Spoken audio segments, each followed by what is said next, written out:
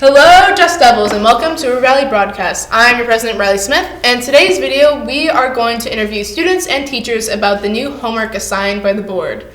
And first up, we have Mr. Jackson. Good day, River Valley, and welcome to our first interview with Mr. Jackson. Hello, Mr. Jackson. Hello. How are you today? Doing fine, thanks. That's great. We'll be talking about this new weekend assignment. And Mr. Jackson, what were your initial thoughts? My initial thoughts were always especially in CTE, we're always thinking of applying everything to real work, the world, what are we doing after school? And so to me, it just felt like it was right into where we're already teaching. Well, that's good. What are your students' reactions? Boy, all they could see is it was more work and writing essays, and which is really not the case. It's the superintendent over and over again kept saying, this is a prompt, this is not an essay. So it's getting in discussions of how does things in school, how are we taught to look at things critically and to just not be blind to accept this is everything that's going on and I can't do nothing about it. So if we're a savvy consumer, then we can choose for ourselves what we want and where we want to spend our money.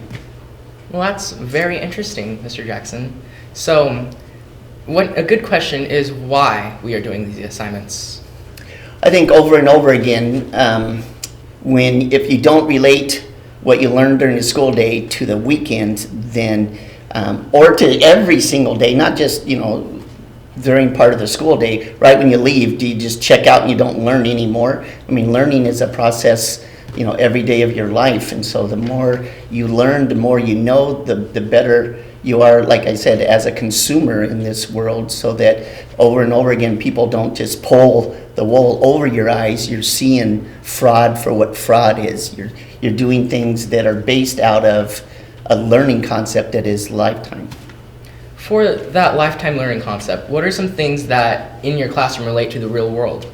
Well, when graphic and web design over and over again, we're talking about the fonts, we're talking about squint test, what you see first when you see, everybody that makes a billboard or makes a package for cereal, they go, who is the target audience is it for little kids we're giving it to? Is it for adults? There's a colors theme of, hey, I see more red. Red represents different types of things, so it's real easy in my classroom to really relate everything around the world of why are people doing this instead of, hey, I just like this color, so I think everybody will buy this drink because it's my favorite color. So maybe it's not your favorite color. So we take those samples, those polls, those target audiences, and we add them together to, be more informed and to help you.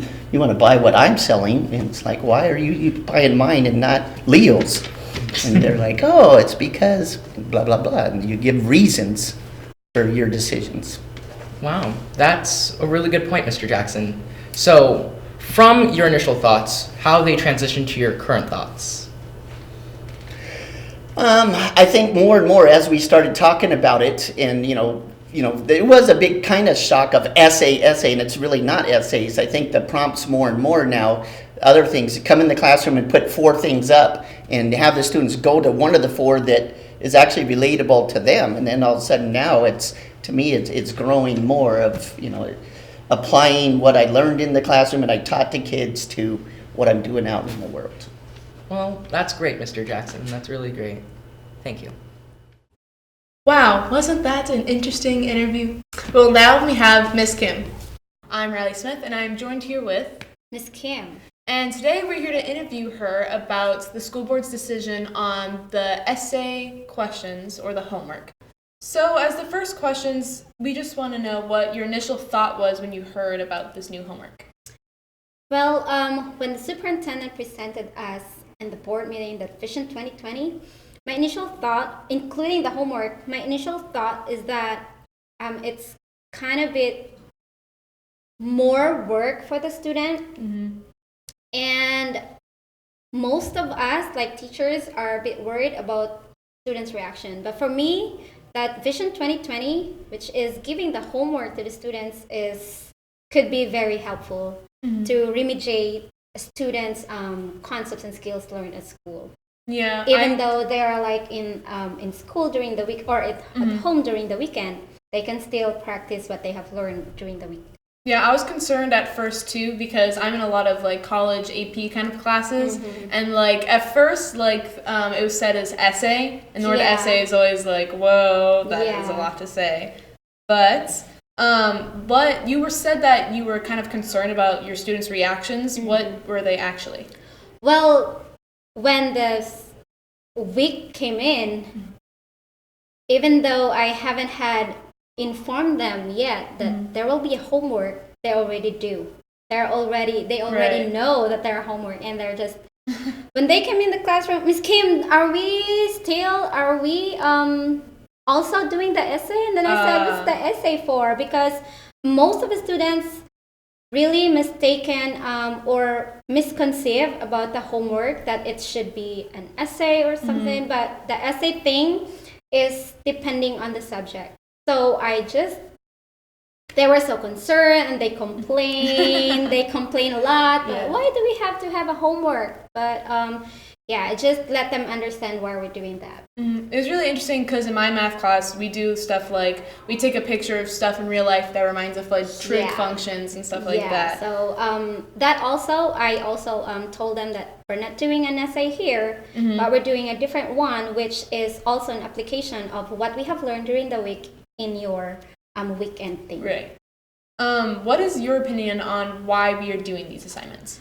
Well, the very first reason why the district and as well as the teachers agreed to have this homework is to help students be more accountable of their learning. So it's not just like what we have learned in the classroom will only be left in the classroom. We have to have, especially in math, because it's more on the application of the real world. Right. So even like students will, I won't use this Pythagorean theorem when I go to Walmart and buy something, but they are using it. The current homework is that determining the TV size of, so they really have the accountable of their learning.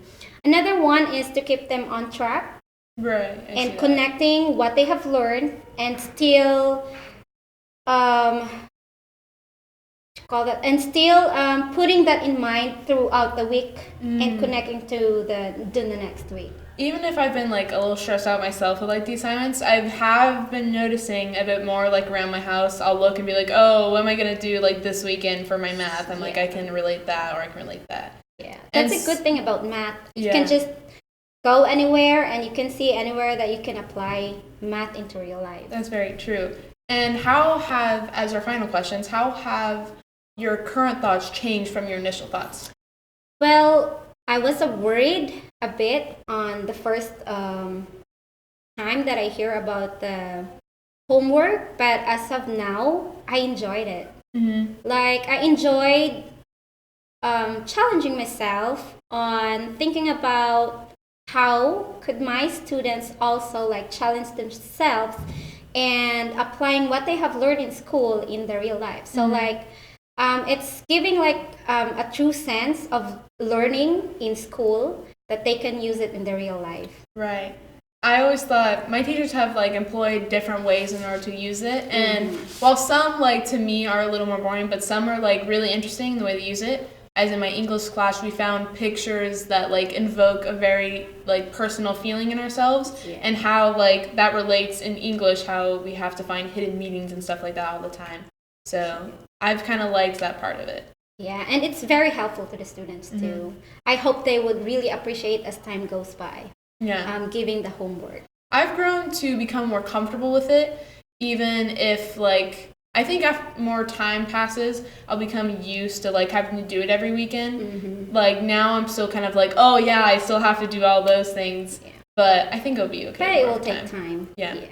Thank you so much for joining us. You're welcome. I really appreciate it. Thank you. And have a great Dust Devil day. And now for our longest interview, because I talked way too much, Mr. Nielsen. Hello, River Valley Dust Devils. I'm Riley Smith, and I'm here today with Curtis Nielsen. Yes, and today we're here to ask him questions about the new homework that the board has assigned us. And so, as our first question, what were your initial thoughts of the meeting? Oh, I hated it.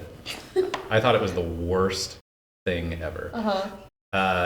The the whole point that was presented to us was that we wanted students, or that the district wants students to be more involved with the community and their folks, because I mean, and he is right about this part. Like one of the biggest impacts on a child's education is how involved their family is, right? And whether and it doesn't, I mean, family loose terms, it could be neighbors or close friends, how involved they are in a student's education. So they wanted to increase that. But when it was presented as students must write essays as an English teacher, my initial reaction is, oh, I'm going to have to grade all of those. And all of those essays are then probably going to overshadow things that I'm already mandated to do for the state. And that is what I was really upset about. So when I first heard it, not happy at all. And I feel like I understand the family thing, but I feel like in a lot of students' families, like especially for me, if I talk to my parents about school, they have no idea what to say. I'll be like, oh, how do I do this math problem? Like, you stop asking your parents how to do math in, like, elementary school because they don't know anymore. And, like, in high school especially, like, things with English, there's no way I could talk to my parents and be like, how do I fix my thesis? They would be like, I don't know, sounds good. Like, they don't know techniques or anything like that. Yeah, no, that's true. But, I mean, that doesn't mean that they don't have ideas, right? Which is kind of what I think that they're getting at, is that other people have ideas, and when you incorporate those multiple perspectives, kind of like we do it already in English, right? It's just an extended way of doing what we already do. Right. And you said that, like, you hated it at first, so what did you think or what were your students' reactions? They hated it too. Because they saw the word essay, and they were like, we're going to have to write 6 essays in all, like, for every class, one for each class. And they weren't happy. But I think once we decided that we weren't going to grade 6 essays, for every, or, 6 essays per class or whatever it is, or 1 essay per class, which is like 6 essays. When we decided we didn't want to grade that every weekend, and we changed it to, we would rather have you do just a paragraph. And so if we collectively get 6 paragraphs, that's equal to 1 essay a week. So I think that made it a little bit easier, especially since it was coming from us, and we were like, no, we're not going to make you write a full essay. That's absurd. Yeah. The essay thing made me mad. I think they were a bit more receptive once we explained that part, or at least that softened the blow. But I think the trick to getting buy-in is making sure that whatever it is that you're giving is relatable in some form or fashion, right? You have to make it somewhat interesting, and not all of them will be. Some of them will be kind of boring and tedious. But you got to do the best you can. My thing was, I didn't understand how giving students more homework on the weekends was going to want them to be more involved with family and stuff. Because for me, like, this kind of ties into the next questions, like, why do you think we're doing these assignments? Because I could see the relation of getting family involved by having questions that relate to talking to them more, but not a lot of teachers even have questions that relate to talking to the family more. And just to me, it just seems like busy work. Sure. I think, though, so getting the family involved is definitely a major part of it, but I think it's only about 50%, right? Maybe 51%. The other 50 or 49% is more so because so I'm a department head, right? I'm the head of the English department. So when I go around to different classes and I observe my English teachers, or I observe other teachers, one of the questions that I have to ask in my evaluation or during my observation is, I have to go to a student, I have to ask, do you know what you're learning? Right. And if the answer to that question is no, that's a problem. So it's not just about getting family and community involved with what it is that you're learning. It's so that you understand and know exactly what it is that you're learning and how it applies to the world.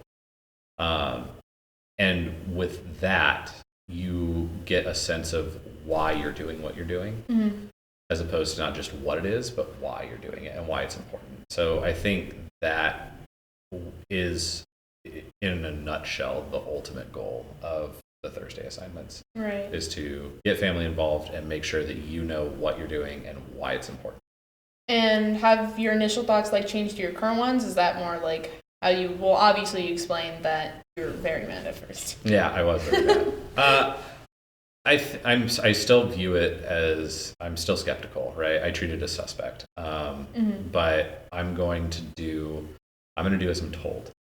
Right. And I'm going to continue doing it, and I'm going to do it to the best of my ability. And if it doesn't work, it doesn't work, and we just move on to the next thing that need, in order to fix the problem, whatever that is, right? And the teacher or teaching in general is an ever evolving thing. So since it's not static, we always have to work towards something or keep changing things to make changes.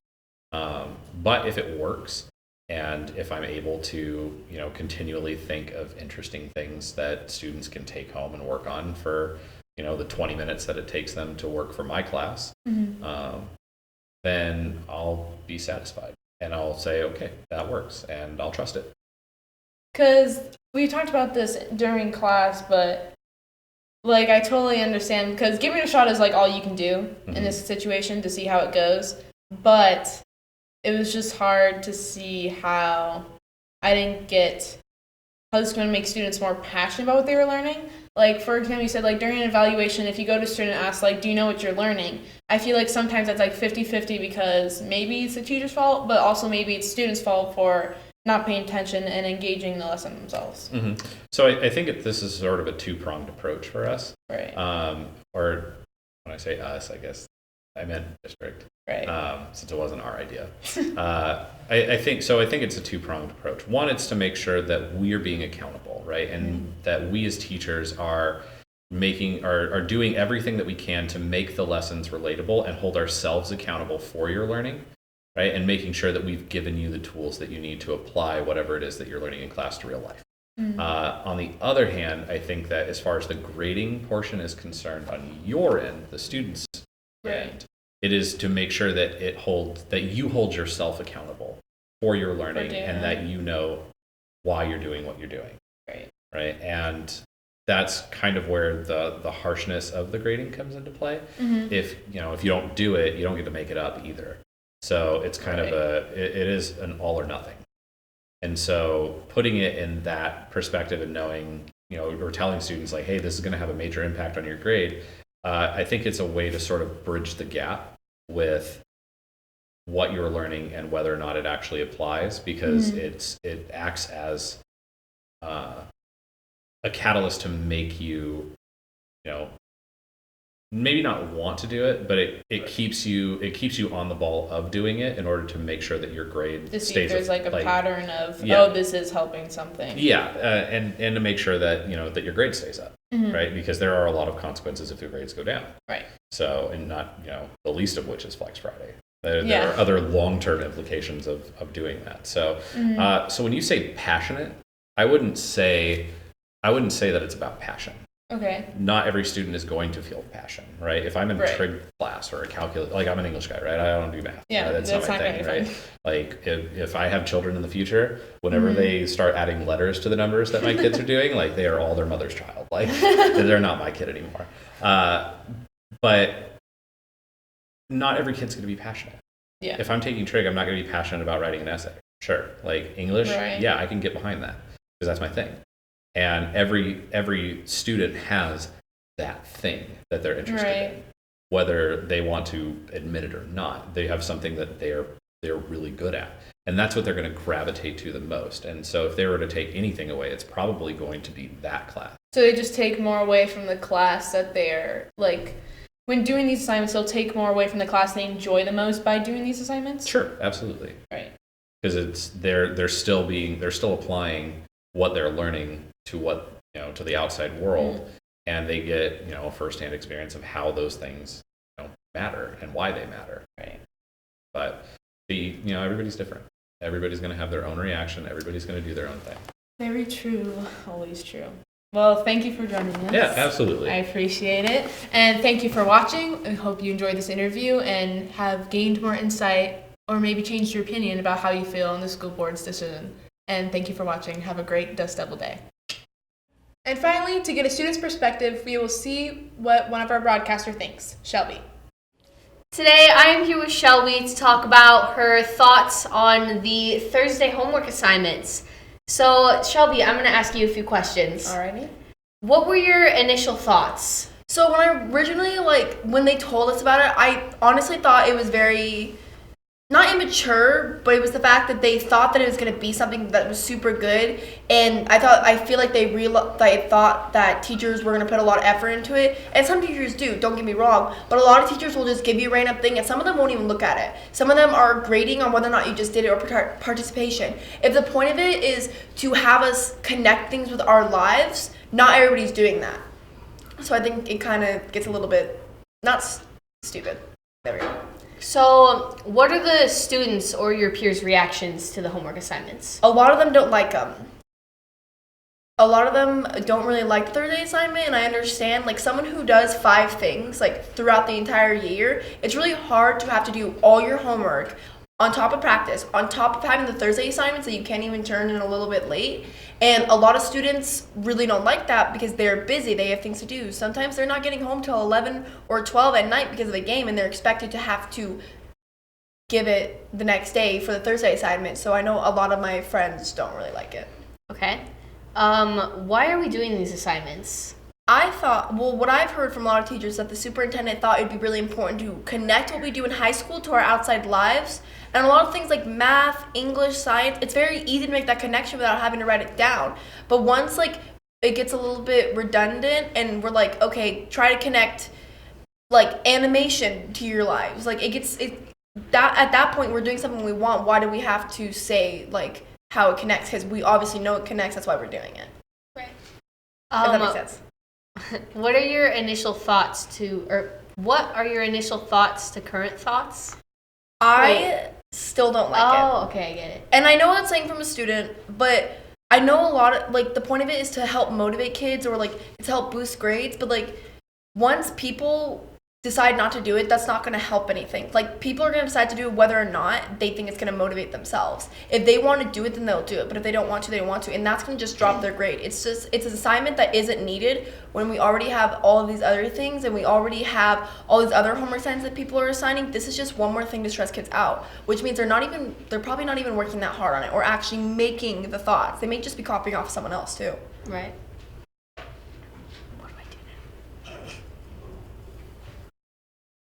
We can cut this part out. You can just say Okay.